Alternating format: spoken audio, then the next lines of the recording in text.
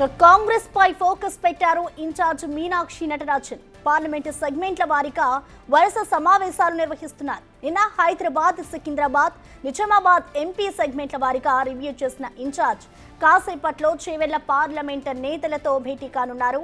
ఆ తర్వాత జహీరాబాద్ నేతలతో సమావేశమవుతారు. నేతల ఇబ్బందులు, నియోజకవర్గాల్లో పరిస్థితిపై ఆరా తీయనున్నారు.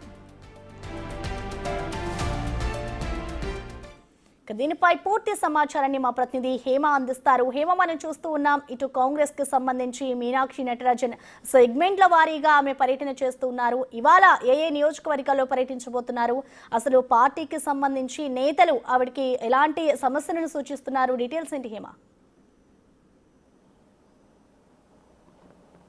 మొత్తానికి ఏఐసిసి వ్యవహారాల ఇన్ఛార్జ్ మీనాక్షి నటరాజన్ ప్రస్తుతం తెలంగాణ రాష్ట్రం పైన ఫోకస్ పెట్టారనే చెప్పుకోవచ్చు. ఇప్పటికే మీనాక్షి నటరాజన్ వచ్చినప్పటి నుంచి కూడా అందరూ నేతలతో కలిసి పెద్ద ఎత్తున సమీక్ష సమావేశాలు నిర్వహిస్తున్నారు. అటు మంత్రులను కలిశారు, అదేవిధంగా ఎమ్మెల్యేలను, ఎమ్మెల్సీలను, ఎంపీలను, రాష్ట్ర నాయకత్వాన్ని, రాష్ట్రంలో ఉన్నటువంటి పార్టీ ప్రభుత్వానికి సంబంధించినటువంటి నేతల్ని కూడా కలిసి సమీక్ష సమావేశాలు ఏర్పాటు చేస్తున్నారు. మీనాక్షి నటరాజన్ ఛార్జెస్ తీసుకున్న వెంటనే మొదటిగా మార్చి నెలలో దాదాపు 4 పార్లమెంటు నియోజకవర్గాలకు సంబంధించినటువంటి నేతలతో సమీక్ష సమావేశం ఏర్పాటు చేశారు. మెదక్, మల్కాజ్గిరి, అదేవిధంగా పెద్దపల్లి అండ్ ఆదిలాబాద్కి సంబంధించినటువంటి నేతలతో అండ్ కాంగ్రెస్కి సంబంధించిన అనుబంధ సంఘాలు ఫ్రంటల్స్తో కూడా మీటింగ్ ఏర్పాటు చేశారు. ఇక తర్వాత అనేక కార్యక్రమాల వల్ల ఈ కార్యక్రమం గ్యాప్ వచ్చింది. ఇక నిన్న హైదరాబాద్కి చేరుకున్నటువంటి మీనాక్షి నటరాజన్ నిన్న మొదటిగా ఈడీ కార్యాలయం దగ్గర ధర్నాలో పాల్గొన్నారు. అనంతరం నేరుగా గాంధీ భవన్కి చేరుకొని మొదటిగా సికింద్రాబాద్, హైదరాబాద్ పార్లమెంట్ సెగ్మెంట్కి సంబంధించినటువంటి నేతలతో కూడా సమీక్ష సమావేశం ఏర్పాటు చేశారు. అనంతరం నిన్న రాత్రి దాదాపు 7:30 నుంచి 9 గంటల వరకు కూడా హైదరాబాద్ పార్లమెంట్కి సంబంధించినటువంటి నేతలతో కూడా సమీక్ష సమావేశాన్ని ఏర్పాటు చేశారు. అయితే ఈ సమీక్ష సమావేశంలో కీలకంగా అనేక అంశాలను కూడా పేర్కొంటున్నారు. ప్రధానంగా మొదటిగా అసలు ఆయా పార్లమెంట్లో ఉన్నటువంటి పరిస్థితులు ఏంటి, గ్రౌండ్ లెవెల్లో ఉన్నటువంటి రియాలిటీ ఏంటి, పార్టీ పైన, ప్రభుత్వం పైన ప్రస్తుతం అక్కడ ఉన్నటువంటి ప్రజలు మనోభావాలు కానివ్వండి, అక్కడ ఉన్నటువంటి ఆ గ్రౌండ్ లెవెల్ రియాలిటీ ఏంటని తెలుసుకుంటున్నారు. ఇన్ కేస్ ఆ పార్లమెంట్ నియోజకవర్గం గెలిచి ఉంటే, గెలిచిన తర్వాత జరిగినటువంటి పరిణామాలు, ఇన్ కేస్ ఓడిపోయి ఉంటే అసలు ఓడిపోవడానికి గల కారణాలు ఏంటి అని అడిగి తెలుసుకున్నారు. అండ్ మోరోవర్ పార్టీని మరింత స్ట్రెంథెన్ చేసే విధంగా కూడా అనేక అంశాలపైన కూడా దిశానిర్దేశం చేస్తున్నారు. ఇక మరి కాసేపట్లో ఎగ్జాక్ట్గా 11 గంటలకు చేవెళ్ల పార్లమెంట్ సెగ్మెంట్కి సంబంధించినటువంటి నేతలతో సమీక్ష సమావేశం ఏర్పాటు చేస్తారు.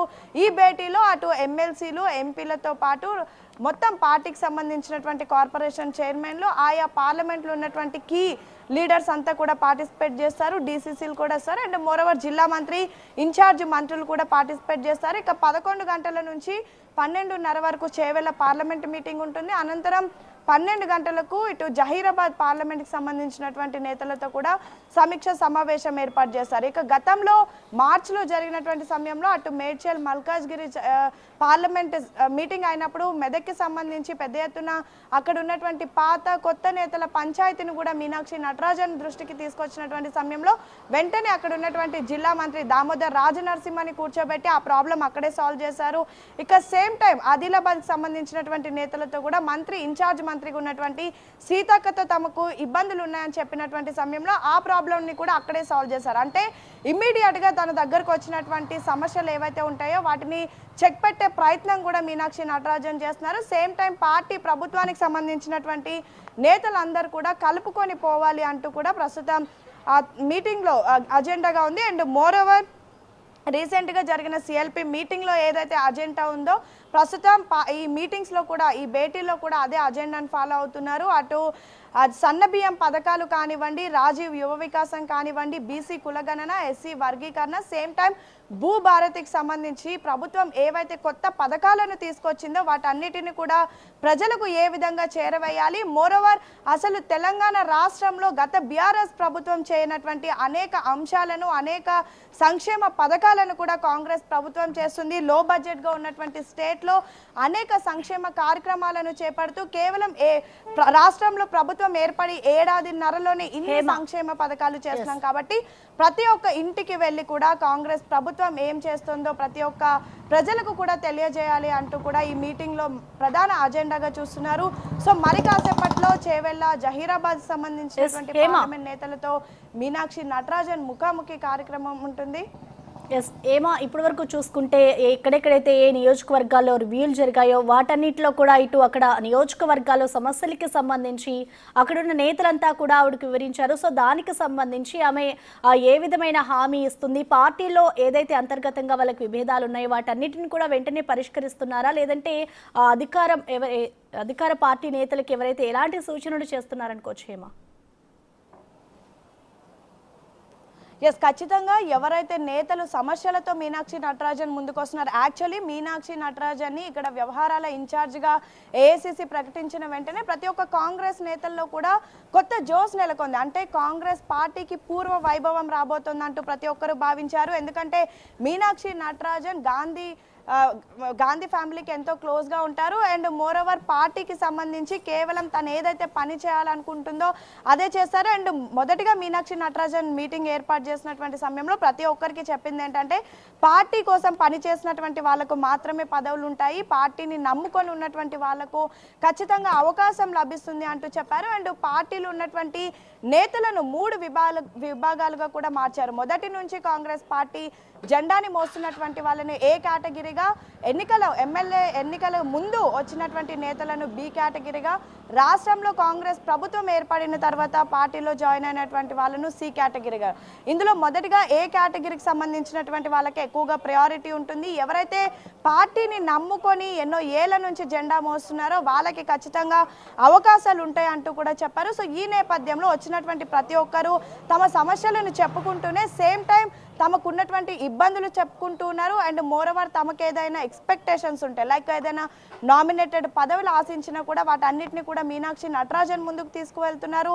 వాళ్ళకి సంబంధించి పూర్తి రిపోర్ట్ కూడా అడిగి మీనాక్షి నటరాజన్ తెలుసుకుంటున్నారు. అండ్ సేమ్ టైం ఎక్కడైతే నియోజకవర్గాల్లో పాత కొత్త నేతల పంచాయతీ ఉందో, ఫర్ ఎగ్జాంపుల్ మెదక్ పార్లమెంటు నియోజకవర్గంలో చూస్తే పటాన్చెరు నియోజకవర్గంలో ఎన్నో రోజుల నుంచి ఎప్పుడైతే బీఆర్ఎస్లో నుంచి కాంగ్రెస్లోకి గూడెం మైపాల్ రెడ్డి వచ్చారో అప్పటి నుంచి కూడా అక్కడ గూడెం మైపాల్ రెడ్డి, కాటా శ్రీనివాస్ గౌడ్ మధ్య ఇంటర్నల్ వార్ మనం చూస్తున్నాం. నేరుగా రోడ్ల మీదకి వచ్చి కొట్టుకున్నటువంటి పరిస్థితి. సో అలాంటి నేతలకు కూడా ఇమీడియట్గా సొల్యూషన్ చెప్తున్నారు. సేమ్ టైం ఆదిలాబాద్లో ఉన్నటువంటి నేతలు సీతక్క తమకు కలవడం లేదని, ఫోన్ చేసిన ఆన్సర్ చేయడం లేదని అనేక కంప్లైంట్స్ ఇచ్చినటువంటి సమయంలో నేరుగా సీతక్కను కూర్చోబెట్టి మాట్లాడినటువంటి పరిస్థితి.